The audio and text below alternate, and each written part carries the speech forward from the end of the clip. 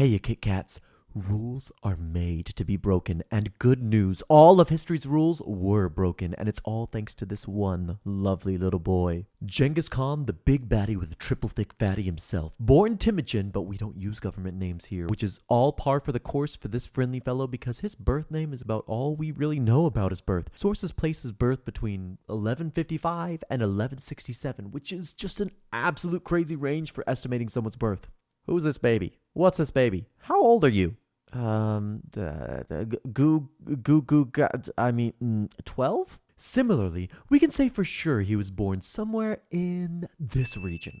Genghis was born to a local chieftain and his favorite wife, which I guess proves romance isn't completely dead. I mean, Timapapi did steal Timamama from her last husband by force, but hey, we all do stupid things for love. It's a good thing Genghis had such a sensible father too, because when he was about 8 years old, his dad took him over to the neighboring chieftain to negotiate a betrothal between the neighbor's daughter and Genghis. The thing is, the neighbor knew that Genghis's Papa Bear needed strong allies like him, so he wasn't gonna roll over in negotiations. Sure, they can get married, but the boy stays here to work off the cost of the dowry. You sure?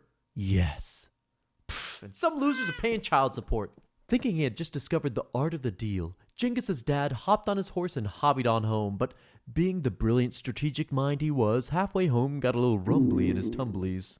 No worries, there are some guys from that clan I've slaughtered time and time again in past raids passing by right now. I'm sure they'll spare a bite to eat, he thought, and somehow actually had the gall to go up and ask. No, we're not going to give— Hey! Psst, psst, psst, psst, psst, psst, psst.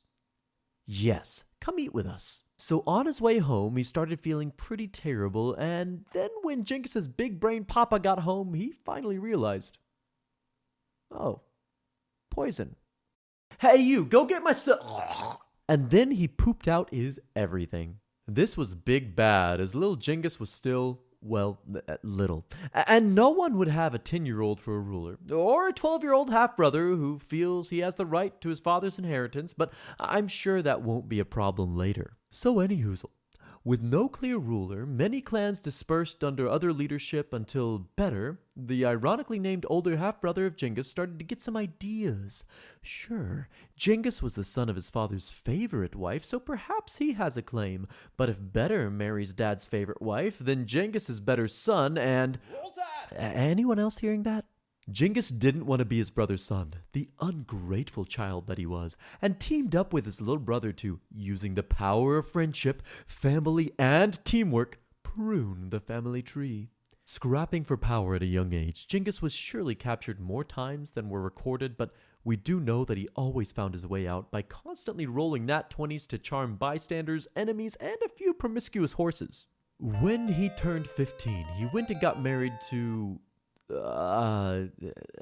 this name. The girl his dad had gotten him betrothed to before he tried to pull that old ask your mortal enemy for a sandwich trick. Pretty soon after hearing that little old Jengi boy had returned, some other guy that had been teed off by Jengi's dad showed up and took his new wife. Jengi mad, so he went and made their everything gone. Foreshadowing.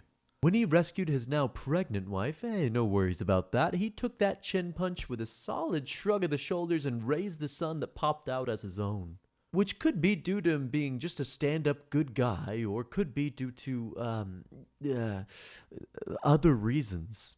Regardless, pretty soon everyone around him was starting to say, this Genghis guy, pretty swell, and should be the Khan of all the Mongols or whatever. And we can tell this went well because all the favorable sources mention nothing of what happened after this. But the one source we do have on what he was doing during this time was a Chinese source. One that wouldn't have been later rewritten, saying that he was working the corner for the Jin dynasty. Almost 10 years of historical silence later, or what modern women refer to as just a phase they went through in college, good guy Genghis popped back up on the field of battle. Battles that were elevating his status among his friends and enemies. It also didn't hurt Genghis' rise to power that his contemporaries were boiling 70 prisoners alive. Allegedly. I don't believe a trial was ever held, but with the court of public opinion decided, many figured that that guy with pretty lipstick, probably a better fella to follow around.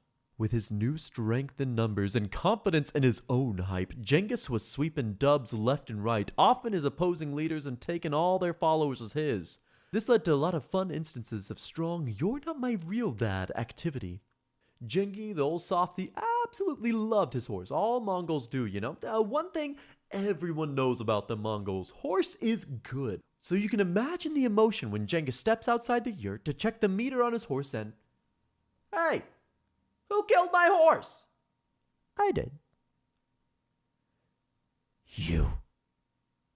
You're a stand-up guy. Cheers for telling the truth, my guy. You're getting a promotion." Now, there were just 3 powers left on the steppes. The Naimans, the Carrot, and the Mongols, and I only know how to pronounce one of those, so Ghengis better get to counting those bad boys real quick-like.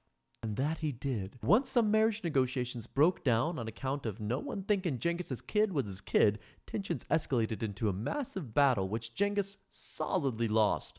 Desperate, Ghengis gathered all of his allies and swore to them a pledge.